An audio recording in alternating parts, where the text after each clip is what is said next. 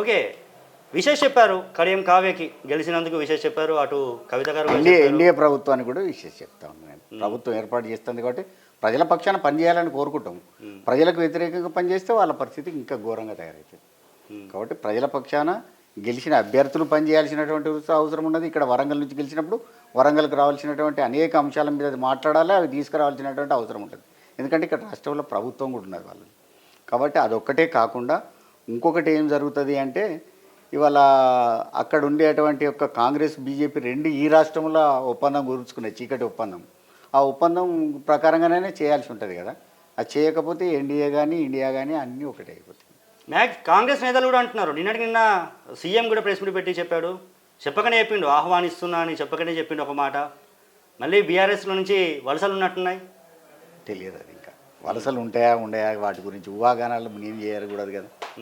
అదేమన్నా ఉంటే వలస పోయే వాళ్ళని అడిగితే, వచ్చే వాళ్ళని అడిగితే అర్థం ఉంటుంది. కానీ నాతోటి ఏమున్నది వలస పోయేది. నేను ఎప్పుడు వలస పోయే పరిస్థితి, పార్టీ మారే అవకాశం ఉందా? నేను ఎటువంటి పరిస్థితుల్లో పార్టీ మారను. తర్వాత ఇవాళ ఉన్నటువంటి యొక్క పార్టీ ఏదైతున్నదో ప్రజల పక్షాన కొట్లాడినటువంటి పార్టీ, ప్రజల గుండెలలోకి వెళ్ళి వచ్చిన పార్టీ కాబట్టి తప్పకుండా మేము ప్రజల పక్షాన్నే ఉంటాం. తెలంగాణ ప్రజల పక్షాన పోరాటం చేస్తాం. ఫస్ట్ నుంచి బీఆర్ఎస్లో ఉన్నారు, అప్పుడు టీఆర్ఎస్, సారీ అప్పుడు టీఆర్ఎస్, ఇప్పుడు బీఆర్ఎస్ మారినా కూడా ఫస్ట్ నుంచి పార్టీలోనే. 2001లోనేమో పార్టీ ఆవిర్భావం జరిగింది, కానీ మేము అంతకు ముందే పోయినాం పార్టీలకు. చివరి వరకు పార్టీతో నమ్ముకునే ఉంటాం, పార్టీతోటే ఉంటాం మేము. అంటే ఇప్పుడు కాంగ్రెస్ నేతలకి, ఎందుకంటే నేను రాజకీయంగా ఆలోచించుకోలే. ఓకే, అంటే నా స్వీయ రాజకీయ చరిత్ర కోసమో లేకపోతే నాకేదో లాభం జరుగుతుందని చూడడం లేదు. కానీ తప్పకుండా ఈ పార్టీ ప్రజలకు అవసరం ఉన్నది. ప్రజల ఆకాంక్షను నెరవేర్చేటువంటి పార్టీ సమగ్రంగా. అంటే ఒక దార్శనికుడైనటువంటి ఒక కేసీఆర్ ముఖ్యమంత్రిని చూసినాక వేరే ముఖ్యమంత్రిని ప్రజలు చూడలేకపోతారు. కాబట్టి ముఖ్యమంత్రి మార్పు వచ్చేటప్పుడు ప్రజలు తీర్పు చెప్పేటప్పుడు స్పష్టంగా చెప్తారు ఆ తీర్పు. మొన్నటి కూడా మోడీ సభ వరంగల్కి ఎలక్షన్ల ముందుగా వచ్చినప్పుడు బీఆర్ఎస్ నేతలు, అగ్రనేతలు, ఒక మాజీ మంత్రి, మాజీ ఎమ్మెల్యేలు బీజేపీ కండువా కప్పుకోబోతున్నారు అని చెప్పేసి టాక్. ఎవరు వచ్చినాయి? ఎవరు అట్లా చేరిండ్రు? ఎవరైనా దాదాపు ఇంటర్నల్గా మీకు కూడా సమాచారం ఉండొచ్చు. లేదు, ఎవరైనా చేర్చి చెప్పుండ్రి. అట్లా చేరినట్టు ఏం కనపడలే నాకు అక్కడ. అంటే అడ్డుపడి సంథింగ్ ఒక పర్సన్ రానివ్వలేదు అని వాళ్ళు ఊహాగానాలు ఏది పడితే చెప్తారు. దానికి ఏముంటుంది, అర్థం ఏముంటుంది?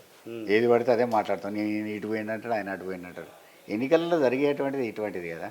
అసలు అపోహలు సృష్టించాలి, అపోహలు సృష్టించినాక ప్రజలకు రాంగ్ ఇన్ఫర్మేషన్ పోవాలి, రాంగ్ ఇన్ఫర్మేషన్ ద్వారా ఓట్లు వేయించుకోవాలి. ఇవన్నీ జరుగుతాయి. కానీ వాటి పట్ల కాదు మేము ఉండేది.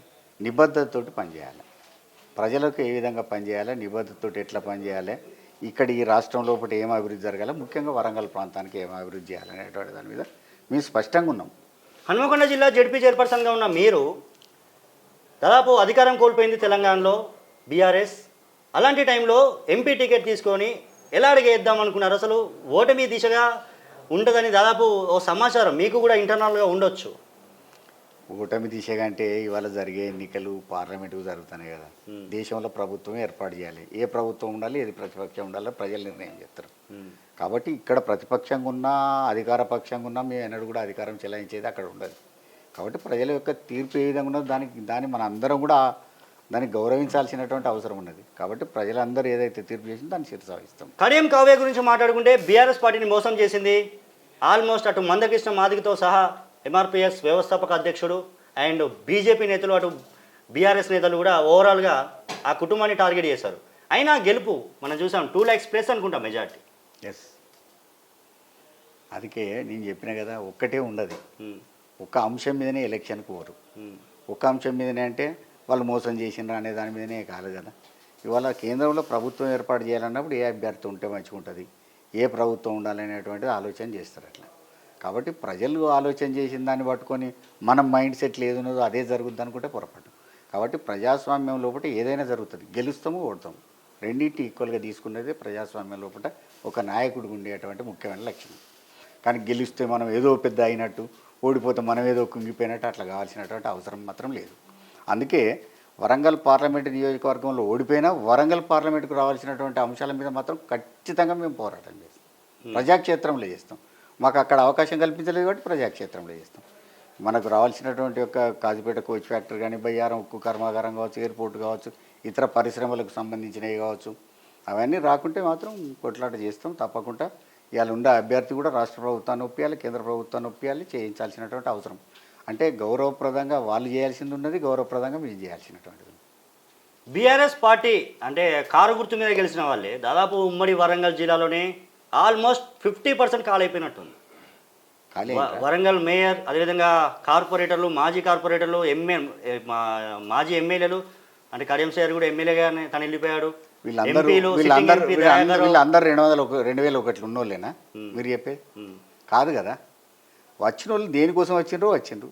వాళ్ళ పర్పస్ సర్వ్ కాగానే వాళ్ళ పర్పస్ కోసం పోతారు. అది పోయినంత మాత్రాన మేము మొత్తం వెళ్ళండి జీరో నుంచి స్టార్ట్ అయినా మేము.